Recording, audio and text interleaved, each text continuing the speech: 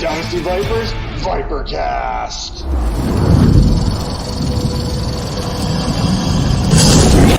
And our first stop on this preview, it's going to be to the Super Bowl champions, the Kansas City Chiefs. Now, last season, they finished with a 14-3 record there, scoring 496 points while surrendering just 369. When we look at their offense as a whole, the number one passing offense in the National Football League, averaging 288.9 passing yards per game. Meanwhile, their run offense was averaging 115.7 yards per game, which was good enough for 20th. Now, on the defensive side of the ball, their passing defense was 20th in the league, giving up 225.1 yards per contest. Meanwhile, the run defense was a little bit more stout there, ranking 8th, giving up just 107.7. Now, a lot of those reasons are teams were looking to come back against the Kansas City Chiefs, which means they're going to be putting the ball in the air, which means they're running the ball a lot less, which is going to kind of make those numbers maybe not quite as honorable as you may be thinking. Now, last season was supposed to be a down year for the Chiefs, especially after they dealt their most explosive player there in Tyreek Hill to the Miami Dolphins.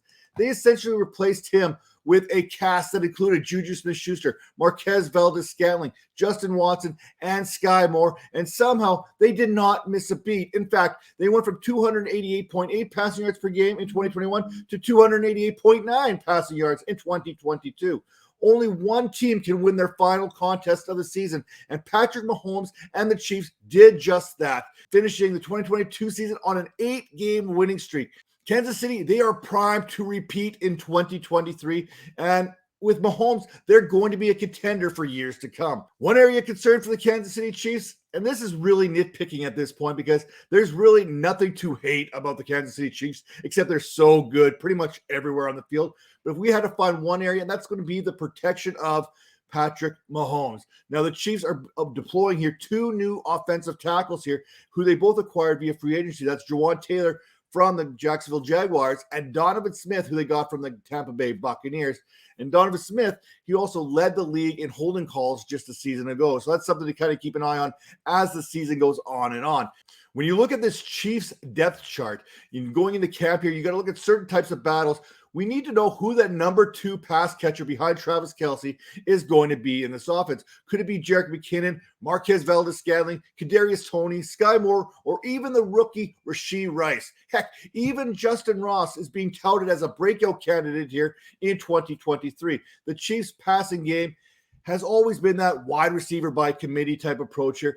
But it really doesn't matter as long as Patrick Mahomes is under center. All these receivers are going to have some kind of degree of appeal, especially for fantasy purposes. You look across this whole board, and you have to be like, hey, I really think that Kadarius Toney could be that guy, but he's got his own concerns, which we'll talk about a little bit later. Rashee Rice, all kinds of offensive upside there. And Skyy Moore was that guy that we believed in heading into last season. And at this point, we know what Marquez Valdes Scantling essentially is. He is what he is, and that's fine. That works for this Chiefs offense.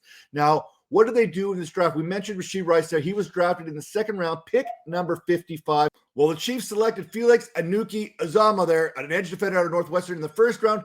They then came back in the 3rd round and went to the tackle position with Wanya Morris out of Oklahoma. In the 4th round, pick 119, safety Chamari Connor, and then in the 5th round, pick 166, linebacker B.J. Thompson. Now, when we look at some of these moves that they made in the offseason outside of the draft, via free agency, via trades, whatever you want to look at, some of the biggest additions, we talked about the additions of those offensive tackles there in Juwan Taylor and Donovan Smith. They also added wide receiver Richie James, defensive end Charles Omenihu, as well as linebackers Drew Tranquil, safety Mike Edwards, and quarterback Blaine Gabbert. Now, on the flip side of that coin, some of the losses included defensive end Frank Clark, quarterback Chad Henne, who retired, offensive tackle Orlando Brown, safety Juan Thornhill, wide receiver Juju Smith-Schuster, defensive tackle Kalen Saunders, and offensive lineman Andrew Wiley.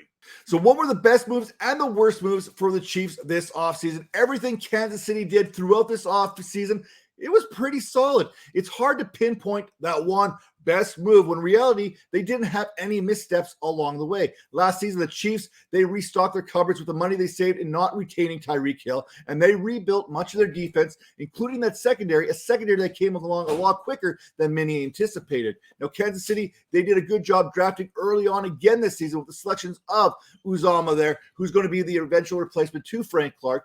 Wanya Morris, who is a big offensive tackle from the University of Oklahoma, that Andy Reid and the Kansas City Chiefs have had a lot of success when addressing their offensive lines in the past. And then Rashee Rice, who has an opportunity to step in day one and be perhaps the best wide receiver on this roster. So what was the worst move that the Chiefs made this offseason?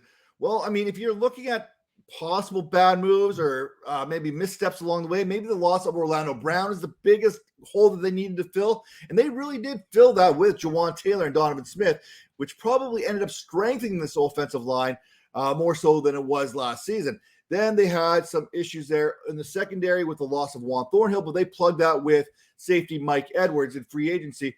And then when you look a little bit further down, what they did along the defensive line, they lost Frank Clark, but they're basically plugging that with Charles Omenihu there, as well as the draft pick Felix Anuki Uzama as well. So they did a very good job of replacing anything in which they lost. But when I look at this team from a fantasy perspective, putting my fantasy hat on here and taking a look at it, man, how dangerous could Patrick Mahomes and this Chiefs offense be if the Chiefs were able to go out there and add an alpha-type wide receiver? Maybe someone like DeAndre Hopkins, but their current cap situation simply does not allow this to happen. So what needs to happen for the Chiefs to have success once again here in 2023? It's really simple. Protect Patrick Mahomes. The Chiefs had one of the best offensive lines last season. They rarely gave up the sacks. Now, part of that was on the offensive line doing their job, but part of that is Patrick Mahomes and what he can do back there. He simply is a hard man to catch and a hard man to bring down. Either way, if the Chiefs can keep Patrick Mahomes clean, they will be set up for another deep postseason run as they have the two-time Super Bowl MVP, the two-time NFL MVP orchestrating this offense, and a young defense that improved throughout the 2022 campaign, looking to take that next step here in 2023. My prediction for the Chiefs, they are going to finish once again with a 14-3 record. I mean, the AFC is tough, and that's a pretty solid record when it's all said and done. Now let's talk fantasy, and let's talk about the top 5 fantasy assets for the Kansas City Chiefs, starting with, of course, Patrick Mahomes. When he's not crushing dingers in slow pitch or keeping Travis Kelce away from the mic there at the White House, Mahomes is out there balling. 2 Super Bowls, 2 Super Bowl MVPs, 2 league MVPs, enough said. And number 2, Travis Kelce. Kelce saw 152 targets last season and averaged 19.2 fantasy points per game in PPR. The next closest tight end was TJ Hawkinson, who averaged 13.3 fantasy points. Talk about a positional advantage. Now, number 3, Kadarius Toney. The talent is there. However, the hamstrings, that's a completely different story. If Toney can stay healthy, he will have every opportunity to be the wide receiver 1 for Patrick Mahomes, drawing 24.6% of a target share last season when he was healthy. No other receiver on this Chiefs team had a higher target share than 18.5%. Number 4, Isaiah Pacheco. Jerick McKinnon limits Pacheco's ceiling to a degree. But in 2022, from weeks 10 through 17, Pacheco was 21st in PPR scoring, but was 6th in total rushing yards. In the postseason, he outtouched McKinnon 13-7 on a per-game basis there and averaged 65 yards per game on the ground. And finally, number 5, Skyy Moore. It was really a coin toss here between Moore and Rashee Rice, but I'm going with the incumbent here as far as redraft is concerned. Now, as far as the fantasy player that you have to have on this team, Mahomes is great, but the gap between he and Justin Allen last season was just 16 fantasy points, and that works out to about 1 fantasy point per game. The difference between Mahomes and the 12th ranked quarterback in fantasy was 143 points. Now, that's pretty impressive. But the difference between Kelce and the number 2 tight end, TJ Hawkinson, was 93.7 fantasy points, and the gap between Kelce and Pat Freiermuth, who's the number 6 tight end in fantasy scoring, was 157.8 in PPR formats. In PPR, Mahomes was the number 1 scorer altogether, but Travis Kelce was 12th overall. So for that, when you look at value-based drafting there and kind of positional awareness, Kelce is the most valuable asset in fantasy sports. The biggest bust on this Chiefs right now, it's going to be Kadarius Toney. I can't trust the man or his hamstrings. The talent is there, but I need consistency in my life. I'm about consistency. I need players that are going to be there for me when I need them. And Tony simply hasn't been that. But when he's been on the field, Tony has saw a 28.6% target share per route run, which averages to about 2.44 yards per route. The bottom line is he only sees about 30 to 35% of the team snaps due to injury. And that's just something you can't trust. Now, the best value on this Chiefs team, it has to be whichever wide receiver on this Chiefs team hits. Skyy Moore is coming off the board around wide receiver 56 in that range, while Rashee Rice is coming in about closer to wide receiver 59. The veteran Valdes Scantling, he's sitting there at wide receiver 71. And if you're like me and you can't trust Tony, then Moore or Rice is a great late round option that has a chance of hitting. Kind of like a little bit of a lottery ticket there that you're not really investing a whole lot in, like a $2 scratch ticket that could win you millions. If you're looking for a deep sleeper from this Chiefs offense, maybe even a guy who's not even projected to make it to the field here in 2023, who's basically a fantasy free space at this point, a player that you can draft with your last pick if you're comfortable with cutting if you need to. How about Justin Ross as a target who's currently going as the wide receiver 96?